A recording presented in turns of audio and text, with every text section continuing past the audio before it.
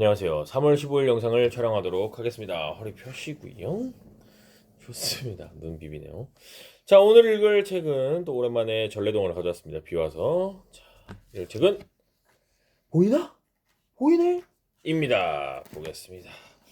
뭐 귀신 같은 책인 것 같아. 뭐죠? 뭐가 이렇게 투명인간처럼 보이는데, 그쵸? 보이나? 보이네. 햇볕이 쨍쨍 내리쬐는 어느 여름날이었지. 소금 사려! 소금 사려! 소금 장수는 땀을 뻘뻘 흘리며 소금을 팔러 다녔어. 눈보다도 깨끗한 소금 사려! 그러나 아무도 소금을 사러 나오지 않았대. 아이고 힘들겠다. 소금 장수는 마을에서 가장 잘 산다는 최부잣집을 찾아갔지. 부잣집이니 소금 쓸 일이 많을 거라고 생각했거든. 소금 사려! 소금 사려! 그런데 최부자는 아주 심술맞은 사람이었어. 얘다! 물벼락이다! 시끄럽게 굴은 내 단잠을 깨운 벌이다. 최부자가 담 너머로 물을 퍼부었어. 아 차가워! 소금 장수는 그만 물을 흠뻑 뒤집어 썼지 뭐야. 이를 어쩌담. 소금이 다 녹았잖아. 소금 장수는 억울하고 분해서 가슴만 탕탕 쳤어. 지난번엔 생선 장수에게 쇠똥을 퍼부어 생선을 못 팔게 만들더니 오늘은 물벼락이군. 마을 사람들이 소금 장수의 불쌍한 모습을 보고 한마디씩 했어. 물벼락은 아무것도 아니라네. 거지가 오면 쪽박을 깨뜨리고 몽둥이로 두드려 팬다네. 고약한 사람 같으리하고 최부자는 천벌을 받을 걸세. 그렇고 말고. 벌 받아야지. 저런 사람은, 심술맞은 사람은. 다음 날도 소금 장수는 소금을 팔러 다녔어. 소금 사려! 눈보다 더 깨끗한 소금 사려! 그날도 소금은 좀처럼 팔리지 않았지.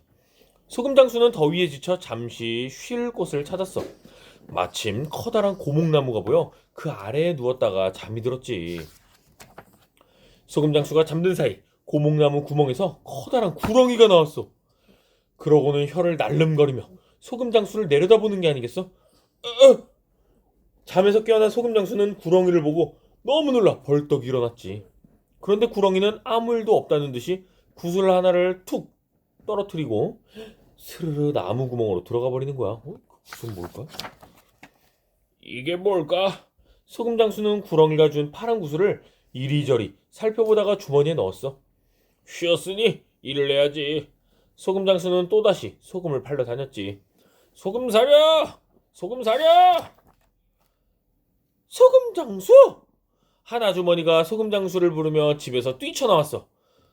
그런데 아주머니는 바로 앞에 서 있는 소금 장수를 두고 두리번거리는 거야. 이상하다.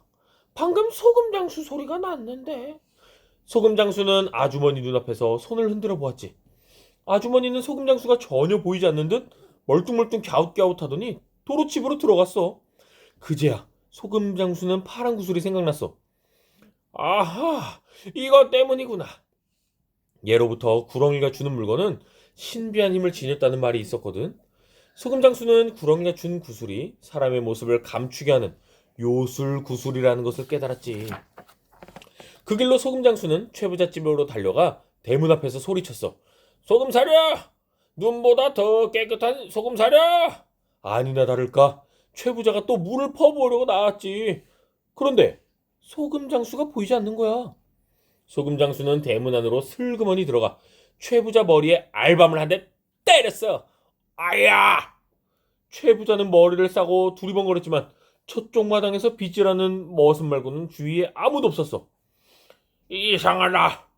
소금 장수는 웃음을 참으면서 두어 대 알밤을 더 주었지. 재밌겠다, 그치? 안 보이니까 계속 꿀밤 때리고 있어. 소금 장수는 최부자의 방에 성큼성큼 들어가 금괴를 들고 나왔어.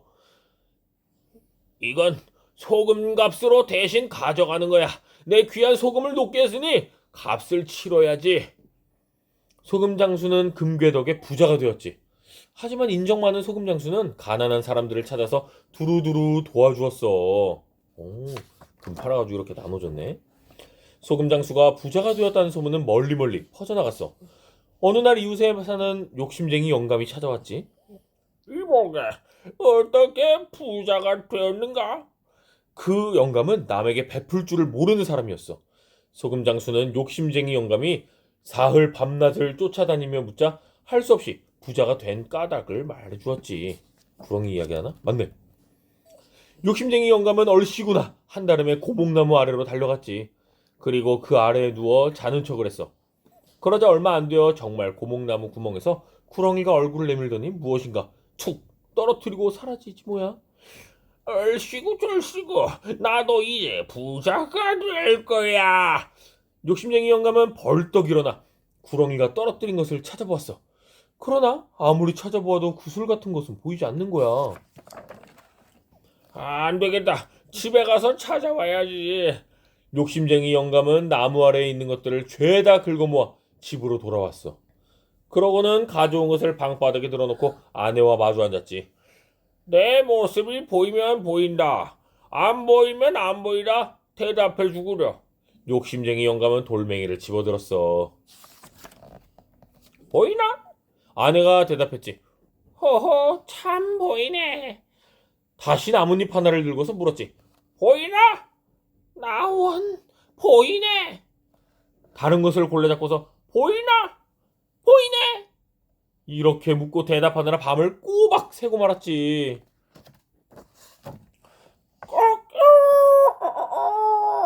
새벽 딸기 울었어.